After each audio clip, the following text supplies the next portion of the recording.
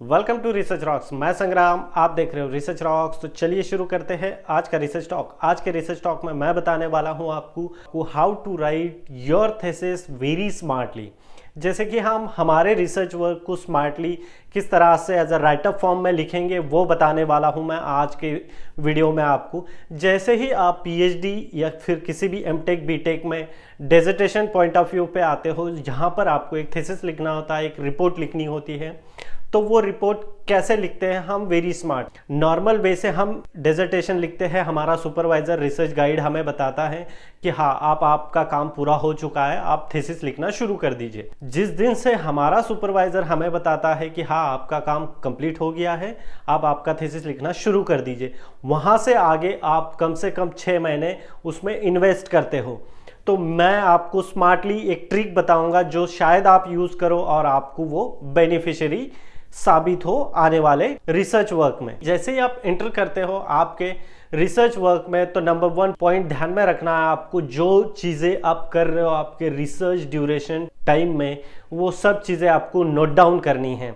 और इसमें note down only notebook में नहीं करना आपको, ये हर एक चीज़ पॉइंट वाइज या तो आप ओरलिप अकाउंट बनाकर वहाँ कीजिए, या फिर जीमेल को डॉक फाइल होती है उसमें कॉपी पेस्ट कीजिए, या फिर उसमें डायरेक्टली राइट करना है। आप जो भी चीज़ें आपने स्मॉल स्मॉल की है पॉइंट वाइज आपको लिखना है। और ये एक ड्यूरेशन होता है, जैसे कि मैंने मेरी पीएचडी कंप्लीट की थी 4 साल में, तो मैं फर्स्ट ईयर से ही पॉइंट लिखते जा रहा था, और एट द एंड 3 साल 6 महीने या 3 साल 5 महीने के बाद मुझे मेरे सुपरवाइजर ने बोला कि या यू राइट योर थीसिस। तो उसके बाद मैंने थीसिस राइट करने के लिए वो पूरे पॉइंट्स को मर्ज किया और एक रिपोर्ट बनाना स्टार्ट कर दिया। जहां मुझे टाइम लगने वाला था 6 महीने, वहां मुझे टाइम लगा ओनली 1 मंथ पूरा मर्ज करके एक पर्टिकुलरली रिपोर्ट बनाने के लिए। तो इस तरह से आप कर सकते हो। तो इसमें बहुत सारे पॉइंट्स आते हैं अच्छे वाले।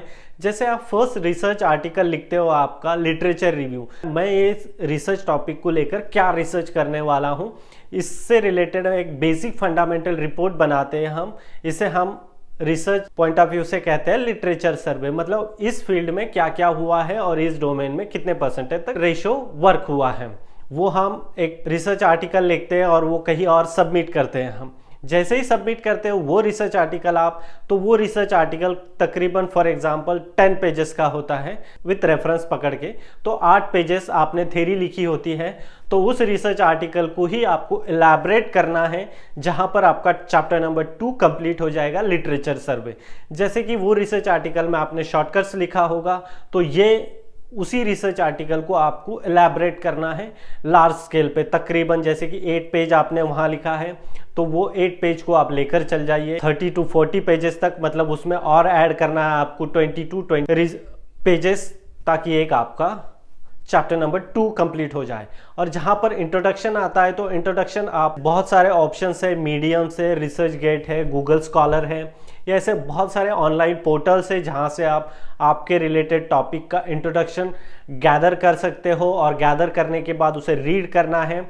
रीड करने के बाद आपको जो जो समझ में आता है वो आप इंट्रोडक्शन फॉर्मेट में लिख सकते हो। यहाँ तो 2 चैप्टर आपके बहुत ही इजीली कंप्लीट हो जाएंगे, पहले ही साल आपके 2 चैप्टर कंप्लीट हो जाएंगे यदि 4 साल का आपका रिसर्च वर्क है। और फिर नेक्स्ट चैप्टर आता है मेथोडोलॉजी या फिर टेक्निक्स, कौन कौन से टेक्निक्स आप एक पर्टिकुलर रिसर्च में अप्लाई करने वाले हो। तो यहाँ पर पॉइंट आता है कि जैसे मैं मशीन लर्निंग में काम करता हूँ, तो मशीन लर्निंग की कितनी टेक्निक्स है उनका एक सारांश लिखूंगा मैं। जैसे कि for example natural language processing मेरा डोमेन है, तो मैं इसमें टेक्निक्स लिखता हूँ, LSTM, RNN, convolutional neural network. फिर LSTM क्या है उसका एक सारांश लिखता हूँ। LSTM में कितने रिसर्चर ने किस तरह से काम किया, उनका परसेंटेज रेशो क्या है, वो एक पर्टिकुलर टेक्निक को लेके, सेम RNN को, सेम कन्वोल्यूशनल न्यूरल नेटवर्क को, ऐसे 3 टेक्निक्स का एक डिस्क्रिप्शन लिख दूंगा मैं। तो तकरीबन 10 से 15 पेजेस इसका डिस्क्रिप्शन हो जाएगा। फ्लो चार्ट ऐड करना है आपको उसमें, और फिर उसी के अंदर ये हो गया टेक्निक कि आपने फ्लो चार्ट सबका ऐड कर दिया मैंने, तो फिर एक टेक्निक का चैप्टर कंप्लीट हो गया। अब नेक्स्ट चैप्टर आता है आपका इम्प्लीमेंटेशन। तो इम्प्लीमेंटेशन मतलब आपको आपके सब्जेक्ट से रिलेटेड एग्जैक्टली क्या समझा है उसका आप पैराग्राफ लिख देना है, मतलब 2 से 3 पेजेस का, कि क्या समझा है, आप क्या करने वाले हो। एक पेज में आपका आर्किटेक्चर आ जाएगा, बहुत ही क्लियर आर्किटेक्चर बनाना है आपको, जो कि एक पेज पे आ जाएगा। फिर वो आर्किटेक्चर के हर एक ब्लॉक को प्रॉपरली एक्सप्लेन करना है आपको, इम्प्लीमेंटेशन चैप्टर में आपने क्या क्या किया है।